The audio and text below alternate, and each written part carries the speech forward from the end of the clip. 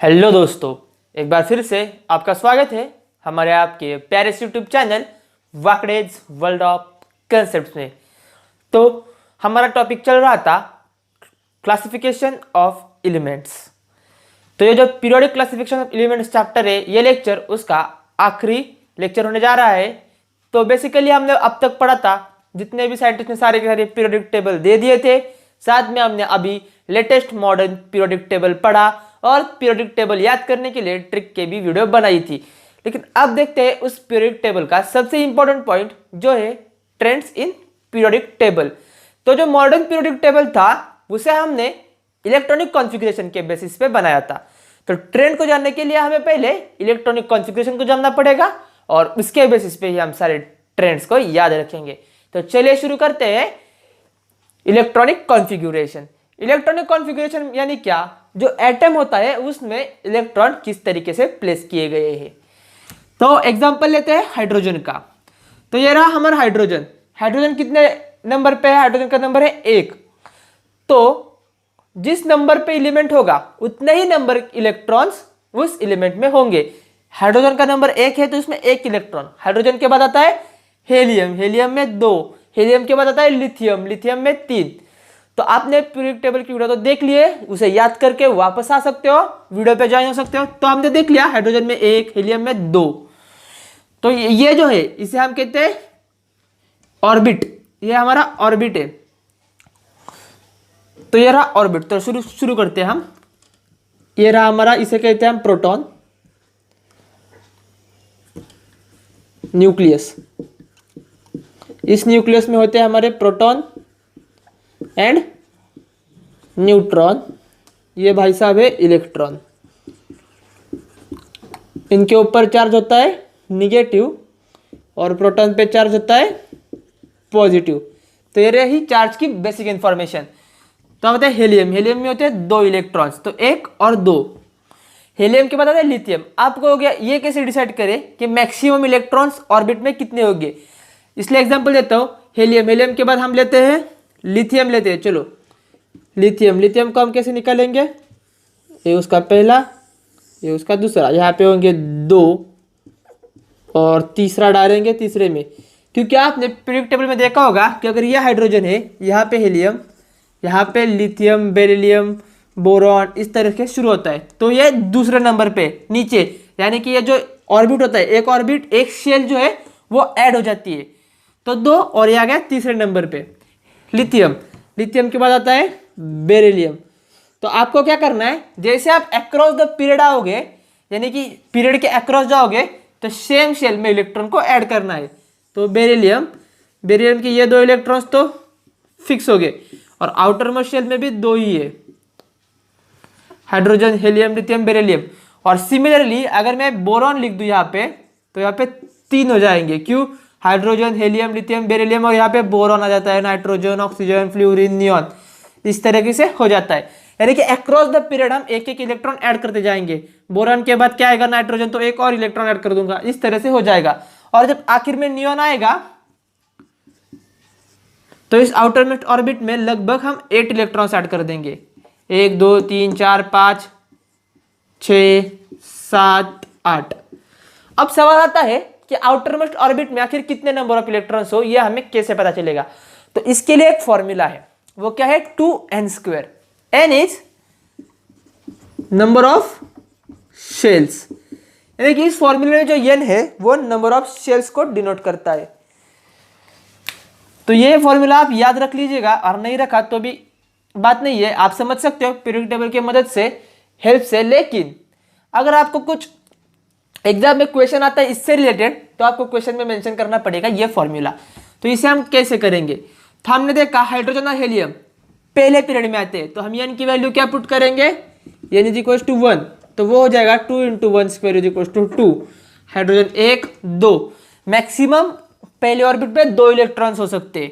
अगर हम दूसरे पीरियड में आ जाते, तो हमने यहाँ पे इलेक्ट्रॉन ऐड करते करते हम नियॉन तक गए, और नियॉन में थे 8 इलेक्ट्रॉन मैक्स टू मैक्स। तो ये फॉर्मूला से प्रूव करते।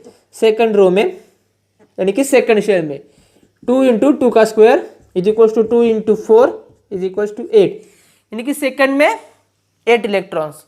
तो इसी तरीके से होता रहता है। और जब आप यहाँ पे एक्सेप्शन आता है, एक क्या आता है एक्सेप्शन, जब आप थर्ड शेल की बात करते हो तो वो आता है 2 × 3 का स्क्वायर मल्टीप्लिकेशन करने का आएगा 18, लेकिन उसमें भी एक्चुअल में 8 इलेक्ट्रॉन्स ही होते हैं। और यहाँ तक कि आपके सिलेबस में लिमिटेड है, यानी कि आपको याद रखना है कि पहले पीरियड में, यानी कि पहला जो शेल है उसमें हम 2 इलेक्ट्रॉन्स को मैक्स टू मैक्स फिक्स कर सकते हैं, और बाद में जितने भी शेल्स होंगे उनमें हम 8 इलेक्ट्रॉन्स फिल करेंगे, और उनके बाद हम 18 करते हैं, वो आपके सिलेबस में नहीं है। तो आपका बेसिकली इलेक्ट्रॉनिक कॉन्फ़िगरेशन क्या है समझ में आ गया होगा, यानी कि across the period electron add करते जाते हैं। जब हम हाइड्रोजन हेलियम यहाँ पे नीचे आते हैं, यानी कि ग्रुप में नीचे आते, तो यहाँ पे एक शेल थी, यहाँ पे 1 और 2 शेल है, यानी कि 2 शेल हो गए। उसी तरह से आपका कॉमन एग्जांपल है जो हर किताब में आप बचपन से देखते आ रहे हो, वो है सोडियम का। सोडियम का डायग्राम लेते हैं और इलेक्ट्रॉनिक कॉन्फ़िगरेशन को हम एंड करते हैं और पीरियडिक ट्रेंड्स की तरफ जाते हैं। ये रहा सोडियम। सोडियम कौन से नंबर पे आता है? सोडियम आता है 11वें नंबर पे। तो ये रहा फर्स्ट ऑर्बिट, सेकंड ऑर्बिट, यहाँ पे 2 इलेक्ट्रॉन्स, यहाँ पे 8 इलेक्ट्रॉन्स होंगे, ये 4 और ये 4, कितने हुए? 8 और 2 10, और 1 होगा तीसरे में क्योंकि सोडियम आता है थर्ड पीरियड में। तो ये रहा आपका सोडियम। इस तरह से इलेक्ट्रॉनिक कॉन्फ़िगरेशन आपको फिल करनी है। जैसे जैसे नीचे आएंगे ये वाले नंबर ऑफ शेल्स बढ़ते जाएंगे और अक्रॉस द पीरियड इस तरह से आएंगे तो आउटर मोस्ट शेल में एक एक इलेक्ट्रॉन ऐड करते जाएंगे, और मैक्सिमम कितना है हमने बता दिया है। तो चलिए इसी के साथ इलेक्ट्रॉनिक कॉन्फ़िगरेशन को हम एंड करते हैं और अब बढ़ते हैं पीरियोडिक ट्रेंड्स की तरफ। तो कौन कौन से पीरियोडिक ट्रेंड्स है? पीरियोडिक ट्रेंड्स में बेसिकली आता है एटॉमिक रेडियस यानी कि एटॉमिक साइज, उसी के साथ आपकी वैलेंसी आती है, इलेक्ट्रोपॉजिटिविटी, इलेक्ट्रोनेगेटिविटी, जो मेटेलिक नॉन मेटेलिक कैरेक्टर है, मेटेलॉइड्स, मेटल्स, ये सब आते हैं आपके पीरियोडिक ट्रेंड्स में। पीरियोडिक ट्रेंड का मतलब क्या है? जो हमारे पीरियोडिक टेबल्स यानी कि जो हमारे सारे के सारे एलिमेंट्स है वो कोई ना कोई ट्रेंड फॉलो करते हैं, यानी कि पर्टिकुलर सीक्वेंस में चलते हैं। तो यहाँ पे ट्रेंड्स लिखते हैं। पहली बात हम जानेंगे वैलेंसी को, फिर हम पढ़ेंगे एटॉमिक रेडियस को, फिर हम पढ़ेंगे इलेक्ट्रो नेगेटिविटी क्या है और इलेक्ट्रो पॉजिटिविटी क्या है। तो वैलेंसी यानी क्या? हमने एटम जब रिएक्ट करते, एलिमेंट जब रिएक्ट करते हैं तो वो जब करते हैं तो उनकी मैक्स टू मैक्स वो कितने इलेक्ट्रॉन शेयर कर सकते हैं, फिर कितने इलेक्ट्रॉन दे सकते हैं, फिर ले सकते हैं, इसे हम वैलेंसी कहते हैं। एबिलिटी टू डोनेट और एक्सेप्ट और share the electrons while forming the compound, इसे हम कहते हैं वैलेंसी। तो जैसे हमने देखा हाइड्रोजन का एग्जांपल, यहाँ पे 1 इलेक्ट्रॉन से आउटर मोस्ट ऑर्बिट में 1 है। बेसिकली नहीं, all the time outer most orbit के इलेक्ट्रॉन्स रिएक्ट करते हैं। बहुत रेयर केस मिलेंगे लेकिन वो केस आपके एग्जाम में नहीं है, आपके स्टैंडर्ड में नहीं है। तो ये रहे इलेक्ट्रॉन्स। तो हाइड्रोजन की वैलेंसी क्या हो गई? 1। हेलियम जब आता है तो हेलियम की 2, लेकिन हेलियम एक नोबल गैस है इसलिए वो रिएक्ट नहीं करता। उसी तरफ लेते हैं हम लिथियम के लिए, तो लिथियम की भी होंगी 1। तो अगर आप पीरियोडिक टेबल को ध्यान से देखिए तो आपको यहाँ पे ट्रेंड समझ में आ जाएगा। यानी कि अगर मैं यहाँ पे लिखता हूँ hydrogen, helium, lithium, sodium, potassium, rubidium, caesium, यहाँ पे आता है बेरिलियम, मैग्नीशियम, कैल्शियम, इस तरह से नीचे। अभी मैं शॉर्ट में बताता हूँ आपको, boron, carbon, nitrogen, oxygen, fluorine, neon. ये जो है अगर आप इस पूरे के पूरे ग्रुप को देखो तो इसके आउटर मोस्ट ऑर्बिट में 1 इलेक्ट्रॉन रहेंगे, बस शेल ऐड होते जाएंगे। तो इन सब की वैलेंसी होगी 1। इस सब के आउटर मोस्ट ऑर्बिट में 2 होंगे। ये है ग्रुप नंबर 1, ग्रुप नंबर 2, ये है हमारे ग्रुप नंबर 13, 14, 15, 16, 17 और 18। तो इसमें होंगी वैलेंसी 2 सबकी। इसमें होंगे 3 इलेक्ट्रॉन्स आउटर मोस्ट ऑर्बिट में। तो ये जो हमारा बोरॉन है, यानी कि हमने पढ़ा था बालगनेश इन थाईलैंड, यानी कि ये जो है ये एलिमेंट नीचे वाले आपको याद रखने की जरूरत नहीं है, फिर भी अगर आपको एग्जांपल लिखने तो आप याद कर सकते हो और ट्रिक हमने बताई हुई है। तो इसकी होगी 3, इसकी होगी 4, इसकी 5, यानी कि एलिमेंट की नहीं बोल रहा हूँ मैं, पूरे की पूरे इस ग्रुप की बोल रहा हूँ। तो ये हुई वैलेंसी, यानी कि वैलेंसी क्या ट्रेंड फॉलो करती है, यानी कि entire group has the same valency. Reason पूछता है तो आप रीजन क्या दोगे, because the outermost number of outermost electrons of an elements are same, therefore its valency is same. और वही अगर आप अक्रॉस द पीरियड आते हो तो एक से इलेक्ट्रॉन्स ऐड होते जाते हैं। तो ये रही हमारी वैलेंसी के बारे में देख लिया। अब आते हैं एटॉमिक रेडियस पे। तो यह एटॉमिक रेडियस है। एटॉमिक रेडियस का मतलब क्या है, अगर हम अज्यूम करते हैं कि ये जो स्पेरिकल टाइप से जो एलिमेंट्स है वो हमारे स्पेरिकल है, यानी कि गेंद की तरह है। जो हमारा गेंद नहीं होती ऐसी, तो ये गेंद की तरह पे। अब अगर 2D में निकालेंगे तो सर्कल दिखाई देगा। तो अगर मैंने हाइड्रोजन को निकाला ये, और सोडियम को अगर निकालता हूं 1 2 3 होती है ना सोडियम में 11 इलेक्ट्रॉन्स, तो इसकी एटॉमिक रेडियस क्या होगी, ये रही इसकी एटॉमिक रेडियस। इसकी क्या होगी, ये। यानी कि एटॉमिक रेडियस को हम डिफाइन कैसे करेंगे, the distance from the nuclei to its outermost orbit is called atomic radius. तो ये रही एटॉमिक रेडियस। तो हमें पता चल गया एटॉमिक रेडियस। तो इसका ट्रेंड क्या फॉलो करता है, अभी आपने देखा हाइड्रोजन के तो हम नीचे आए थे सोडियम की वक्त, तो ऐड होते होते 3 ऐड हो गए और इसकी रेडियस बढ़ रही है। यानी कि आप देखते ही समझ सकते हो कि जो एटॉमिक रेडियस है वो अलोंग द ग्रुप बढ़ रही है और अक्रॉस द ग्रुप क्या हो रही है, अभी देखते हैं। तो अगर आप वापस से मैं यहाँ पे निकालता हूं कि इस तरह से hydrogen, lithium, sodium, potassium, rubidium, caesium, तो ये क्या होगा, अक्रॉस द ग्रुप एक एक शेल ऐड होगी। लेकिन जब यहाँ पे शेल ऐड हो रही है तो उसी के साथ इलेक्ट्रॉन्स बढ़ रहे हैं और प्रोटॉन्स भी बढ़ रहे हैं। ये काफी मेजर कंसेप्ट आता है जो बच्चे समझ नहीं पाते हैं, फिर बच्चों को एक्सप्लेन नहीं करना था समझने के बाद भी। तो ये रहा हाइड्रोजन। हाइड्रोजन में क्या है, 1 इलेक्ट्रॉन है, 1 प्रोटॉन है। लिथियम में यहाँ पे 1 इलेक्ट्रॉन होगा, 2 यहाँ पे 2 हो गया और यहाँ पे 1 होगा, यानी कि 3 इलेक्ट्रॉन है तो 3 प्रोटॉन भी होंगे। सिमिलरली इसमें 11 इलेक्ट्रॉन है और 11 प्रोटॉन होंगे। और आप पूछोगे कि यार इलेक्ट्रॉन बढ़ रहे हैं, शेल बढ़ रही है, यानी कि number of shells across the group, number of shell increase होते हैं। क्या हो रहा है, इंक्रीज। तो साइज बढ़नी चाहिए, लेकिन सेम टाइम पे इलेक्ट्रॉन और प्रोटॉन बढ़ रहे हैं। जब इलेक्ट्रॉन और प्रोटॉन बढ़ते हैं तो फोर्स ऑफ अट्रैक्शन जो है, यानी कि आप कहोगे अट्रैक्ट करते हैं, अगर यहाँ पे इलेक्ट्रॉन लिया यहाँ पे प्रोटॉन लिया, दोनों एक दूसरे को अट्रैक्ट करते हैं तो अट्रैक्शन भी बढ़ेगा, कुछ छूटने चाहिए। लेकिन नहीं, जी हाँ, यहाँ पे जो फोर्स है यानी कि फोर्स ऑफ अट्रैक्शन है नेट, वो बढ़ता है, लेकिन वो इतना नहीं बढ़ता कि यहाँ पे 11 इलेक्ट्रॉन और 11 प्रोटॉन होने के कारण इसको इतना कंप्रेस कर सके कि वो इस लिथियम से भी छोटा हो सके। नहीं, क्योंकि जब नई शेल आती है तो उसकी इतनी बड़ी होती है कि अट्रैक्ट करने के बावजूद भी छोटी हो जाती है वो, इलेक्ट्रॉन और प्रोटॉन बढ़ने के कारण भी। लेकिन जो प्रीवियस जो अपर में थी उससे छोटी नहीं हो पाती, तो जो नेट होती है वो रेडियस बढ़ जाती है, जैसे जैसे हम नीचे आते हैं वैसे वैसे। उसी के साथ इसका रीजन क्या दोगे आप, because distance between the nucleus and outer most electron increases and thus the force of attraction become weaker. यानी कि देखो प्रोटॉन है, इसके पास खींचने की कुछ एबिलिटी है, खींच रहा है इलेक्ट्रॉन को, अगर यहाँ पे रखो तो खींच रहा है, उसी इलेक्ट्रॉन को मैं यहाँ पे रख दूँ तो खींचना मुश्किल हो जाएगा, खींचेगा तो तब भी, लेकिन फोर्स थोड़ा कम लगेगा क्योंकि डिस्टेंस बढ़ रहा है। क्योंकि जो होता है फोर्स जो होता है वो इनवर्सली प्रोपोर्शनल होता है आर के साथ, आर स्क्वायर के साथ। तो हमने देख लिया अक्रॉस द ग्रुप क्या होता है, साइज इंक्रीज होती है। अब देखते हैं अक्रॉस द पीरियड क्या होगा।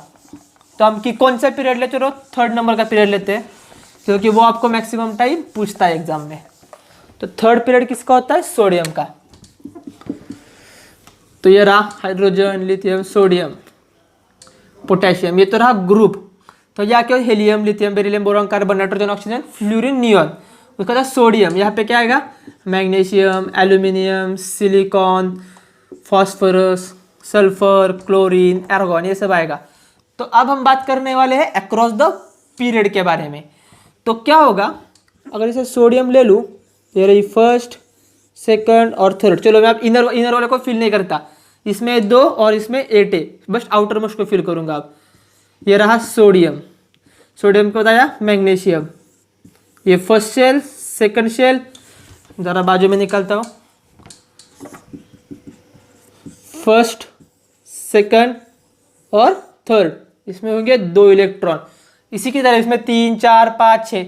तो अब यहाँ क्या हो रहा है, नंबर ऑफ शेल्स सेम है, यानी कि अगर आउटर मोस्ट इलेक्ट्रॉन की बात करें तो डिस्टेंस तो सेम है, लेकिन यहाँ एक इलेक्ट्रॉन है तो थोड़ा अंदर आएगा, यहाँ पे 2 रख दिए। मैग्नीशियम में क्या होगा, 2 इलेक्ट्रॉन आ जाएंगे बाहर, तो फोर्स बढ़ जाएगा, प्रोटॉन भी बढ़ रहा है, इलेक्ट्रॉन भी बढ़ रहा है, लेकिन नंबर ऑफ शेल्स नहीं बढ़ रहे।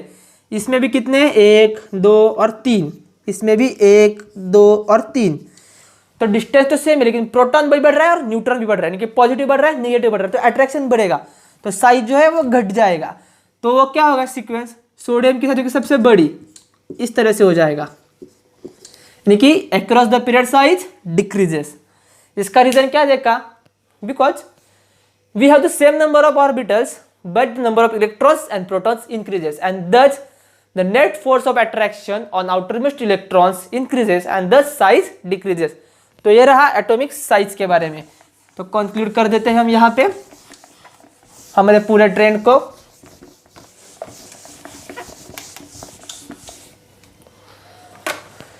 तो एटॉमिक रेडियस जो है उसमें हम क्या लिखेंगे, वैलेंसी में क्या है, it depends upon number of outer most electron. उसी के साथ वैलेंसी के बारे में क्या पता था, एबिलिटी टू गिव टेक और शेयर इलेक्ट्रॉन्स।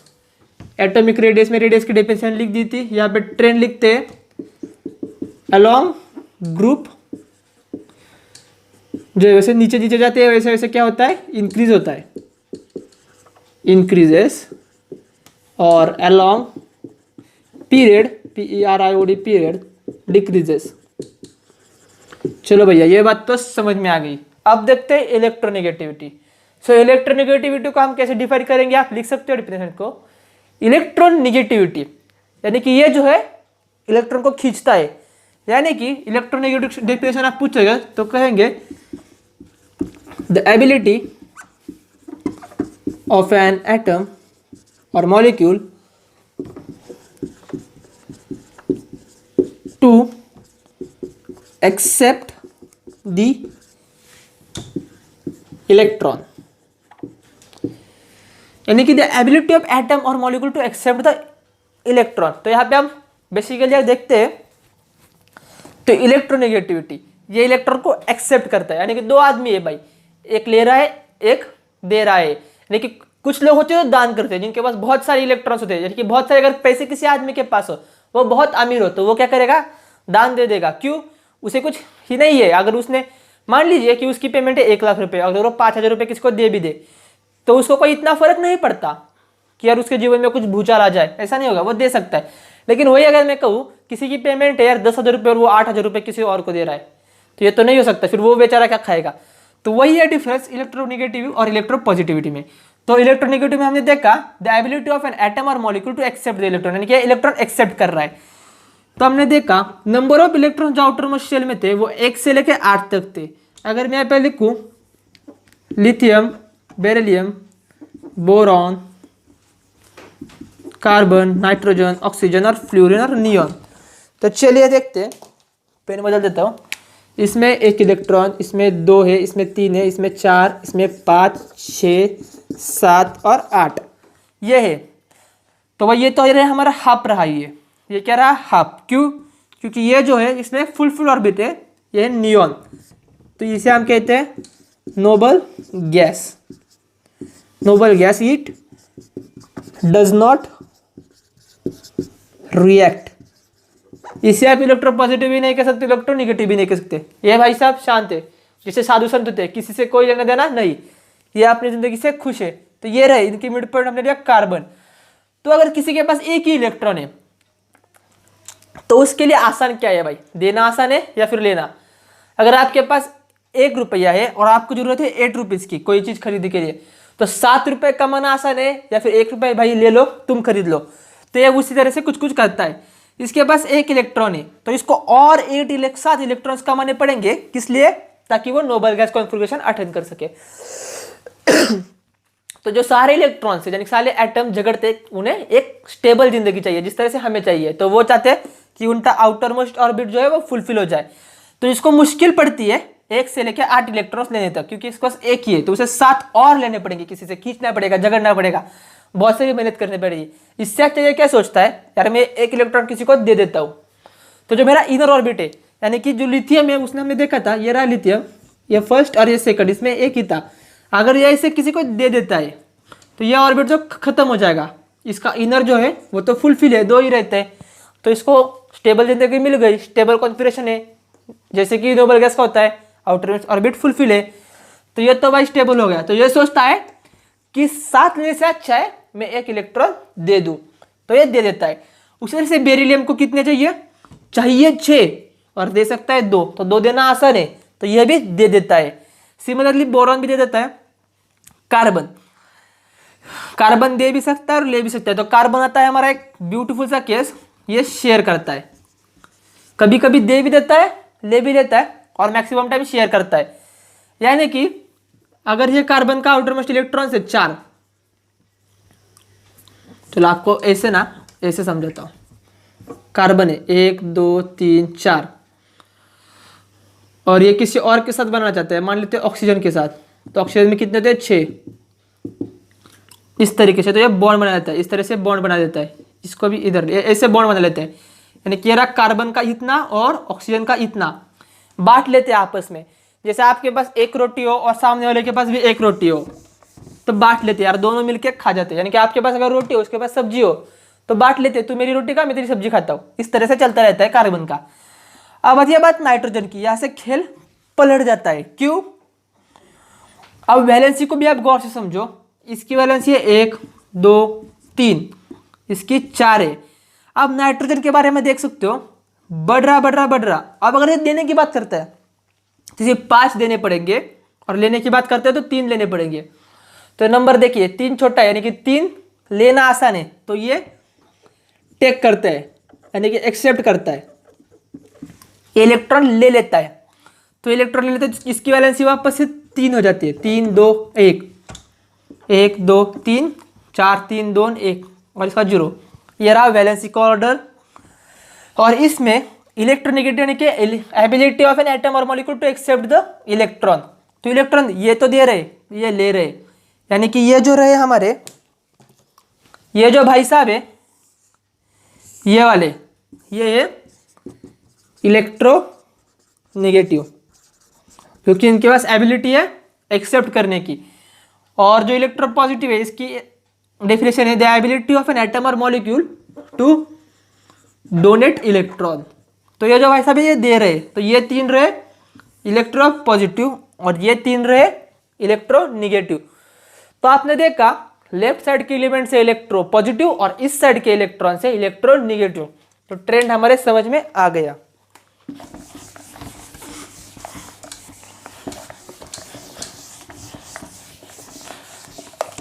और अगर आपको इसके नोट्स चाहिए डिटेल में, तो हम हमारे टेलीग्राम ग्रुप पे इसके नोट्स डाल देंगे, जिसकी लिंक हमने डिस्क्रिप्शन में दी हुई है। फोटोकॉपी निकल के हम डाल देंगे, जो फुल डिटेल में आपको बोर्ड में जिस तरह से आंसर लिखने उस फॉर्म में, अभी बस हम समझा रहे हैं। तो इलेक्ट्रोनिगेटिविटी और इलेक्ट्रोपॉजिटिविटी, तो इलेक्ट्रोनिगेटिविटी की बात करते हैं। EN देखा इंक्रीजेस अलोंग पीरियड, और तो ये बढ़ रहा है यानी कि इलेक्ट्रोपॉजिटिविटी तो घट रहा है। ये होता है डिक्रीजेस अलोंग पीरियड, तो हो गया इलेक्ट्रोनेगेटिव और इलेक्ट्रोपॉजिटिविटी पीरियड में। तो ग्रुप में भी सिमिलर लेंगे, इलेक्ट्रॉन की शेल बढ़ती है, तो शेल बढ़ने के साथ फोर्स कम होता है, तो देने की कैपेबिलिटी भी बढ़ती है। तो अगर आप देखोगे लिथियम है और यहाँ पे लेता हूँ मैं सीजियम, तो इसमें कितने होंगे, हाइड्रोजन लिथियम 2 ही होंगे, ये रहे इसके 2। और अगर सीजियम की बात करता हूँ, first cell, second cell, third cell, fourth cell, यानी क्या है हमारा हे ली ना करे रब से, यानी कि 6 शेल हो इसमें, 1 2 3 4 और 2 है, इस तरह से इतना बड़ा है। तो इस इलेक्ट्रॉन को पकड़ के रखना है, तो बहुत मुश्किल काम है ये। आराम से अगर कोई एलिमेंट यहाँ पे दूसरा आ जाए तो वो इसको तोड़ के ले जा सकता है। यानी कि जितना बड़ा एलिमेंट होगा, greater the element is easier to break और easier to remove the electron. यानी कि जितना बड़ा एलिमेंट होगा या फिर जितना बड़ा एटम होगा, वो इलेक्ट्रॉन को उतने आसानी से डोनेट कर सकता है। तो अलोंग द पीरियड देख लिया, आप एलोगनो ग्रुप देखते हैं, इलेक्ट्रोनेगेटिविटी जितना बढ़ रहा है उतना आराम से दे रहा है। और देखा हमने ग्रुप में जैसे जैसे नीचे जाते हैं साइज में कि साइज बढ़ती है, तो इलेक्ट्रोनेगेटिविटी डिक्रीज होगी, डिक्रीजेस अलोंग ग्रुप, और इलेक्ट्रोपॉजिटिविटी इंक्रीजेस अलोंग ग्रुप। तो ये रहे हमारे बेसिक से आज के, जिन बेसिस पे हमने क्लासिफिकेशन करना था वो देख सकते हो एक बार। अब मैं इसे रद्द कर रहा हूँ। तो इसी के साथ जो बेसिक ट्रेंड्स है हमारे वो खत्म हो चुके हैं। और आपको अगर एग्जाम में पूछता है को सवाल है कि लिखा कैसे इन्हें एक्सप्लेन किस तरह से किया, किस लैंग्वेज में इन्हें लिख के डिनोट करे, तो उसके लिए टेलीग्राम ग्रुप पे नोट्स डाल देंगे, तो आप उन्हें देख सकते हो। तो आई थिंक यहाँ पे कुछ भी नहीं बचा आपके बुक में, हमने सारा देख लिया है सिवाय एक के, वो है आपका मेटालिक और नॉन मेटालिक कैरेक्टर। सो हम यहाँ पे डायरेक्ट लिख देते हैं, आपको डिफरेंस पढ़ना नहीं है। इलेक्ट्रोनेगेटिव जो होता है वो प्रोपोर्शनल होता है नॉन मेटालिक कैरेक्टर में, और इलेक्ट्रोपॉजिटिविटी जो होता है वो प्रोपोर्शनल होता है मेटालिक कैरेक्टर के। अगर आप पीरियड देख सकते हो तो आपके पास यहाँ पे इमेज आ जाएगी। इसके इस साइड के सारे है मेटल्स, वो शो करते हैं मेटालिक कैरेक्टरिस्टिक्स, और इस साइड यानी कि राइट साइड के सारे है नॉन मेटल्स, वो शो करते हैं नॉन मेटालिक कैरेक्टर्स, और बीच में जो हाईलाइटेड है वो शो करते हैं मेटलॉइड्स, यानी कि वो मेटल्स की भी कैरेक्टरिस्टिक्स शो करते हैं और नॉन मेटल्स की भी कैरेक्टरिस्टिक्स शो करते हैं। तो ये बेसिकली वो होते हैं, जैसे हमने पिछले लेक्चर में बताया, इसलिए इस लेक्चर में ज़्यादा नहीं बता रहा। जैसे कोई बंदे होते हैं जो इस टीम का भी हिस्सा होता है, इस टीम का भी हिस्सा होता है, दोनों की तरफ जैसे जैसे जरूरत पड़े वैसे वैसे काम करते हैं। तो ये रहे हमारे मेटलॉइड्स, नॉन मेटल्स। इसके बारे में जो चीज़ें हैं जो आपका एग्जाम में लिखने, इसमें एक्सप्लेन करने लायक कोई चीज़ नहीं है, उसको हम नोट्स में इंक्लूड कर देंगे, आप नोट्स को देख सकते हो टेलीग्राम ग्रुप पे। तो इसी के साथ ये लेसन हमारा खत्म हो चुका है। इस लेसन का आखिर में आपको बस कंक्लूड कर देता हूँ। हमने देखा था Dobereiner and strides, Newlands law of octaves, Mendeleev's periodic table, बाद में आया मॉडर्न पीरियडिक टेबल, उसके बारे में हमने पढ़ा मॉडर्न पीरियडिक टेबल का जो है स्ट्रक्चर किस तरह से है। बाद में हमने पढ़ा पीरियडिक टेबल को याद करने के ट्रिक के बारे में, फिर पढ़ा ट्रेंड्स के बारे में, फिर पढ़ा मेटालिक नॉन मेटालिक कैरेक्टर के बारे में, और ये रही कंसेप्चुअल डिटेल्स। अगर आपको हमारा इस वीडियो पसंद आ रही है और आप चाहते हैं कि हम नेक्स्ट लेसन इसी तरह से फुल जोश के साथ कंटिन्यू करें, तो इस वीडियो को लाइक शेयर एंड सब्सक्राइब करना, और हाँ उस बेल आइकन को बजाना ना भूलिए, ताकि आने वाले वीडियोस की नोटिफिकेशन आपको मिलती रहे। और हमारे इंस्टाग्राम आईडी और टेलीग्राम ग्रुप को जरूर फॉलो कीजिए। स्टे ट्यून्ड विद वाकडेज world of concepts, learning today leading tomorrow. Thank you.